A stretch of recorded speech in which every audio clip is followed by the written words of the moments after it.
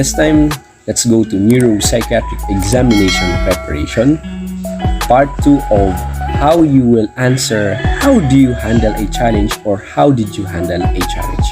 This time, let us now go with the examples of the best answers. So if you're still wondering on how to answer this question, how do you handle a challenge or how did you handle a challenge? So from the previous video, I have explained there on the different strategy on how to answer this question. This time, let us now go to examples of the best answers. Our source is from www.thebalancecareers.com. Example number 1. During a difficult financial period, I was able to satisfactorily negotiate prepayment schedules with multiple vendors. I developed a mutually beneficial payment plan and barter program that worked with my company's revenue flow and project schedule and the vendor needs at that time. In addition, the agreement was easier for me to obtain because I worked very hard at developing a positive relationship with the vendor in the months that we'd been working together. From this experience, I learned the importance of thinking outside the box while solving a problem. So here, it is in this situation, there is a difficult financial period. And the employee here was able to negotiate prepayment schedules with multiple vendors, with multiple vendors. How did he arrive that? How did he win these multiple vendors? He developed a mutually beneficial payment plan and a barter program that worked with the company for revenue flow and project schedule. Now, the agreement was easier for this employee to obtain because he worked very hard developing a positive relationship with the vendor. So, it is also very important as an idea that we as an employee, we are good in terms of negotiating with our clients. In negotiation, there must be a win-win solution. Your company wins and also your clients also wins. So depending on the situation. So as much as possible, in order to obtain that negotiation, win-win solution, there must be a positive relationship with the vendor. Positive relationship. It means to say you are open and your clients are also open. You agree with their opinions, you agree with their agreements. They will also agree with your agreement. So it's a positive relationship. So make it a point that there will be a point that you will meet halfway. So this is an example answer from www.thebalancecareers.com. Why it works. This response clearly lays out how the candidate was able to meet this challenge. Yes. Again, the employee here shows how he was able to meet this challenge. The very first is that this employee has a positive relationship with the vendor. But positive relationship. Then there is a plan. There is a plan followed by this employee. Plus, this response also highlights new abilities and know-how gained in response to this challenge. So, aside from the steps or aside from the strategy that he showed, that he shared, this employee also highlights the new abilities, the new skills that he has gained while solving this problem. So that is very important. From the steps that we have made in order to solve the problem, we have also learning. Again, from the steps that we have made to solve the problem, we gained also learning. Example number 2. A long-term client was about to take their business to a competitor. I met with the customer and was able to change how we handled the account on a day-to-day basis. In order to keep the business, from this situation I learned the importance of being mindful of clients' relations in operations, not just after issues arise, but for the duration of the relationship. As a result, other account managers have adopted my check-in and management processes and have also seen improved results with their accounts. So, in this situation, this employee helped his client.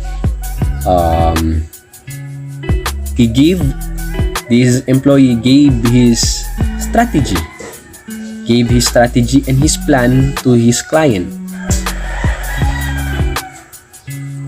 Why it works? Not only did this candidate learn a meaningful strategy, but the person also shared the information widely rather than hoarding it. This answer makes it clear how valuable the employee would be to his or her team. So again, in this situation, in this example, he shared the strategy to his client, not just only to his client but also to other clients, to other people. So, since they have seen it as effective, they adapted it. So, in this example, the employee shared a meaningful strategy but also shared it to the public, to the others. So, in this answer, makes it clear how valuable the employee would be to his or her team. So, again, this is a factor also to be considered when we are solving a situation. We need to work with our team. We need to work with others, especially those who are in the position. Last, this is now an addition. Tips for giving the best answer. How do you handle a challenge, or how did you handle a challenge?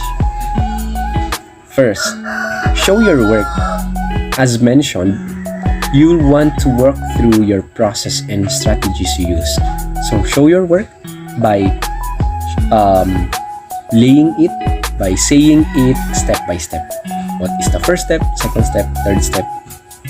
Show your work. Next, don't forget the big picture. Yes, as much as possible, consider the big picture.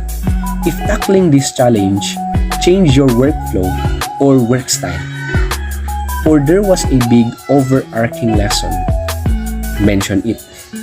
And don't forget to mention the end result. So again, consider the big picture. Consider the factors, the different factors.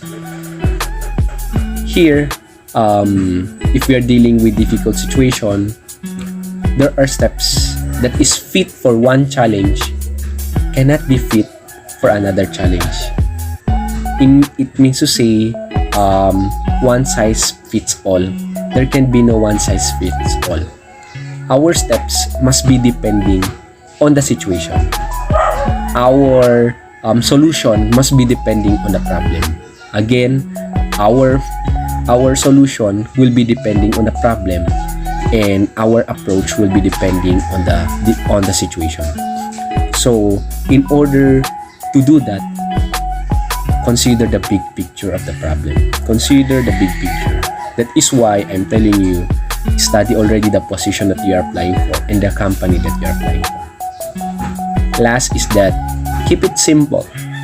Try not to bog down in jargon or company-specific workflows and terminologies.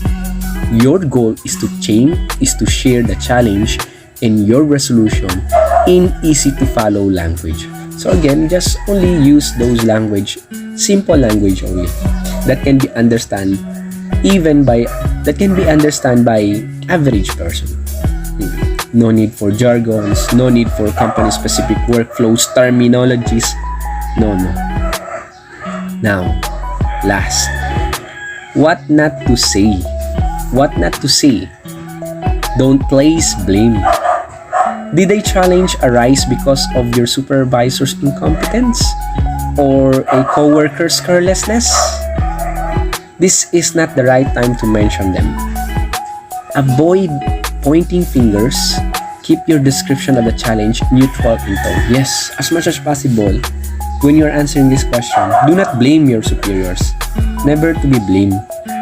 Never to be blamed because of their incompetence, because of their carelessness. Don't mention that already. Always be positive in giving this answer. Stay away from insignificant occurrences. Ideally, you will highlight a situation that is relevant, such as a challenge that many companies face. That way, the interviewer will be able to visualize your on-the-job performance. So, always consider those situations that is relevant to the company, and to the position that you are applying for. And that situation must be significant. You have overcome it with your step-by-step process. Now, as a practice, for you to practice possible follow-up questions. Some questions that might get after you respond. Diba? How do you handle a challenge, or how did you handle a challenge? You answered it and expect for a possible follow-up questions. What would you do differently if this same situation arose? What would you do differently if this same situation arose? The employer here is asking for another approach. What did you learn from handling this challenging situation? So, the learnings that you have while you are solving the problem. And how do you deal with stress at work? So, how do you deal with stress at work? That is already in our first video, the sample behavioral job interview question number 1. So you can see that, and I'll be leaving the descriptions below. So again, these are the tips on how to answer this question. How do you handle a challenge, or how do you handle a challenge, or how did you handle a